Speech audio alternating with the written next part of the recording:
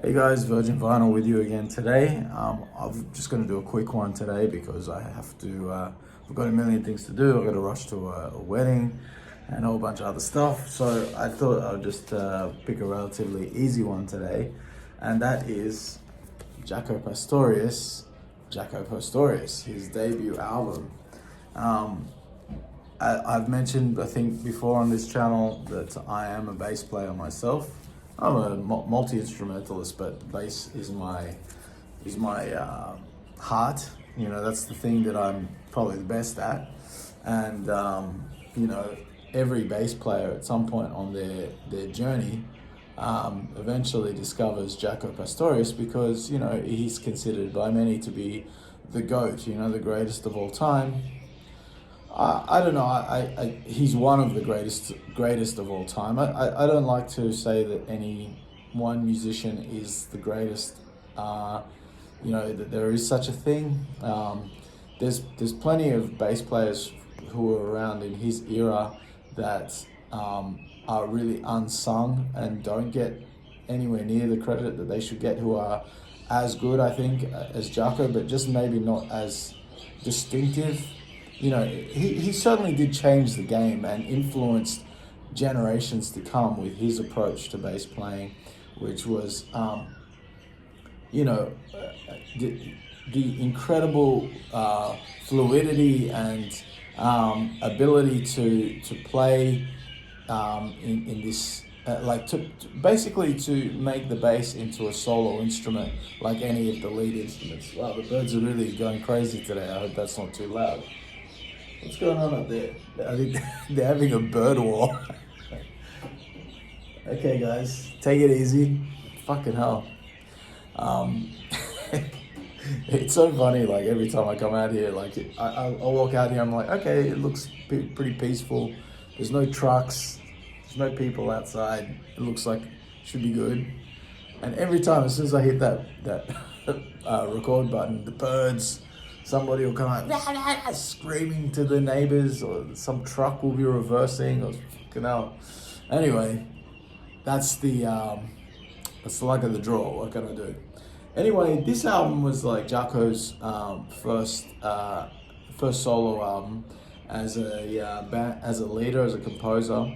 You know, of course, he did the album. I think he did the album with Pat Metheny, Bright Side's Life. Before this, if I'm not mistaken. If I'm wrong about that, let me know in the comments. But I think he did that first, and then he did this one. You know, of course, he would sort of really rise to prominence, though, as the bass player. I think he was the third bass player to join Weather Report. So there was, you know, when he joined Weather Report, like, that band was already great, and they did many great albums. And some of those albums that they did before Jaco joined the band, I prefer them to the Jaco era. But I got into Weather Report with Heavy Weather. I mean, that's I think many people's entry point. Excuse me, I'm a bit sick, so sorry if I sound like shit. I'm struggling a little bit to talk as well. But the entry point for a lot of people with Weather Report is Heavy Weather. That's like their biggest selling album by far. And it's one of the biggest selling jazz albums of all time. And it's that's a masterpiece. It's a masterpiece album. And Jaco, that's really peak Jaco. And so is this. Like, for me, the two greatest Jaco albums are Heavy Weather and this solo album from Jaco Pastorius. His other solo albums, where he sort of put together this kind of big band, like a big band kind of thing, you know, and he had the steel drums in it and stuff. I mean, like, I can appreciate those albums. I don't hate them or anything. I like them. I will get them because I am a fan of Jaco. But for me, the compositions on this album are just so much cooler. I don't know, like those other albums, they kind of feel a bit like they're going backwards. They're looking backwards.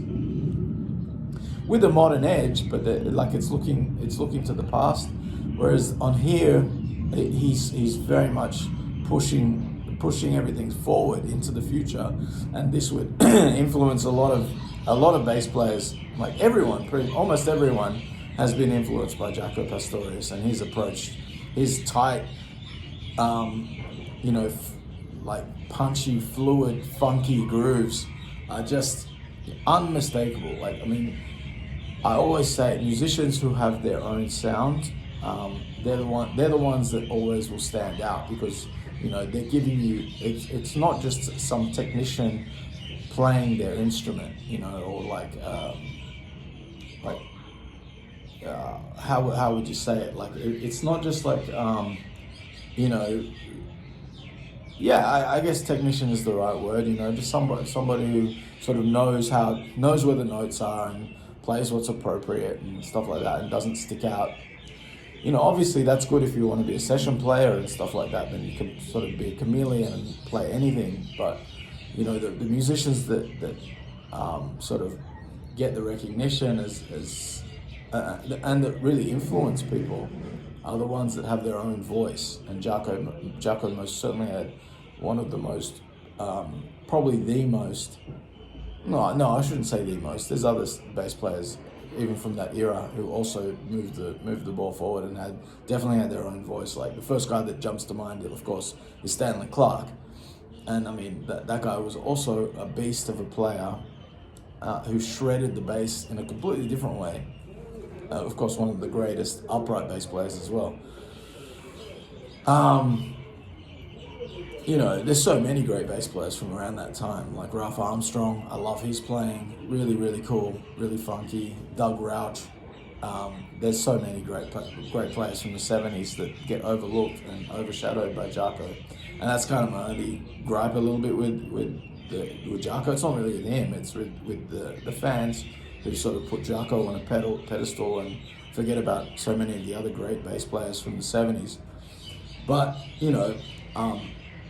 this album, I mean, I think every bass player and every true musician as well, when they heard Jaco playing Charlie Parker's Donna Lee, when this album opens up, there's the back there. This is a 1976 Holland pressing, which I got through that website Cholit I told you about a few episodes ago. Well, I wasn't that impressed with the quality, because when they list these, they list just a stock photo. They don't show you, and they don't tell you they didn't tell you condition. And it was like one of the first things I ordered. It was before I really had any kind of experience ordering vinyl, so I didn't know what to look for at that time. But anyway, it's okay. It's very crackly and stuff. It's a bit hard to listen to be honest. But Donna Lee, when people first heard that, it just knocked people's socks off. It knocked my socks off. I mean, I was like, whoa, I didn't know you could. I'd never heard anybody play bass like that. I heard this album. I must have been about 17 or 18, I think I was. And I'd sort of been getting into jazz since I was 16. I bought my first jazz album when I was 16, Miles Davis, Kind of Blue, and I bought Miles's book, and that sort of was like the explosion that began my jazz. And then once you go down the jazz route and Miles route, you eventually get to the electric players and all the electric bands, all the electric alumni, John McLaughlin, Chick Corea, Herbie Hancock, Weather Report, Jaco. That's kind of the progression.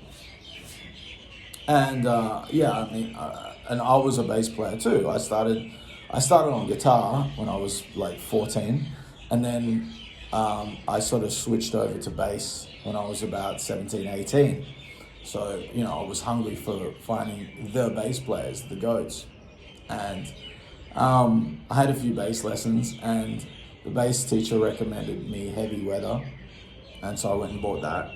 And then I was like, whoa, who's this Jaco guy? And then I saw he had his own solo album. I went and bought that, on CD, of course, and was blown away. I mean, Donna Lee, Come On, Come Over, Continuum, Kuru Speak Like a Child, which is a Herbie Hancock cover.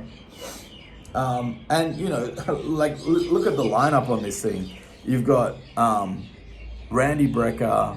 Okay, you've got Don Elias, Randy Brecker, Michael Brecker, Herbie Hancock, Narada Michael Walden, Sam and Dave doing the vocals on Come On, Come Over. You know, Lenny White. I mean, some of these names are absolutely legendary, and you know, the goats. You got Wayne Shorter on some of these, Hubert Laws. I mean, incredible cast of characters that he managed to pull together for this album, and it shows. It shows. This is incredible, absolute masterful jazz rock fusion, or whatever you want to call it. Beautiful album. Opus Pocus, Okinkole Trompa, Used to Be a Cha-Cha. All of Portrait of Tracy, of course, is became like a standard.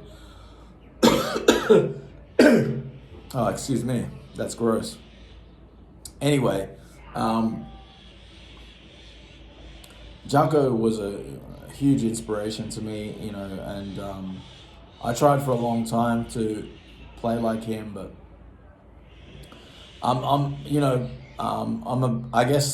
if I'm being honest, I'm a bit of a lazy person at times, and I always I had a natural aptitude for bass, especially more when I first started playing bass, I was playing a lot of slap and sort of early Red Hot Chili Peppers and Faith No More, and Flea was my idol bass wise at that time. Of course, I hate what Red Hot Chili Peppers became. They went from being one of my favorite bands of all time to being one of the bands I hate the most. But back then, when Flea used to slap, he was my main influence. And then, so when I started getting to Jaco, it was oh, okay, I've got to get the fingers going. I've got to figure out how to play tight, and these, you know, this is a whole nother thing. And so I sort of stabbed at it in my own way and kind of developed my own version of it, but I was too lazy to spend all the time trying to copy Jaco perfectly. And I always I kind of just prefer to develop my own style as well. And I think I have that to my own detriment as well. But anyway, I'm not here to talk about me. This is a masterpiece. Absolutely love this album. Jaco's the man. I'll take it out of I won't take it out of the sleeve because it's in there really tight. But, you know, that's it there. And the sad thing about Jaco is that, you know, he's one of these tortured soul artists who, you know, seemed to lose the plot. You know, he had a family, kids, and, you know, he had the potential for an incredible career. But, you know, towards the end of his life, he sort of lost the plot. He got into drugs. He was hanging around with bad people, living in a fucking park, you know, and, you know, playing, busking on the street corners with a guitar, you know, and he ended up getting into a fight with a bouncer at some nightclub who punched him and killed him in the fight. And that was the end. That was the end of Jaco Pastorius, the great Jaco Pastorius, who, you know, should be alive today. And, you know, if things had worked out differently, you know, we could have got many, many years of amazing music from him, because he was a musical genius too. You know, an incredible vision that he had, and determination to be the greatest bass player in the world, and he achieved it. And he was also a great composer.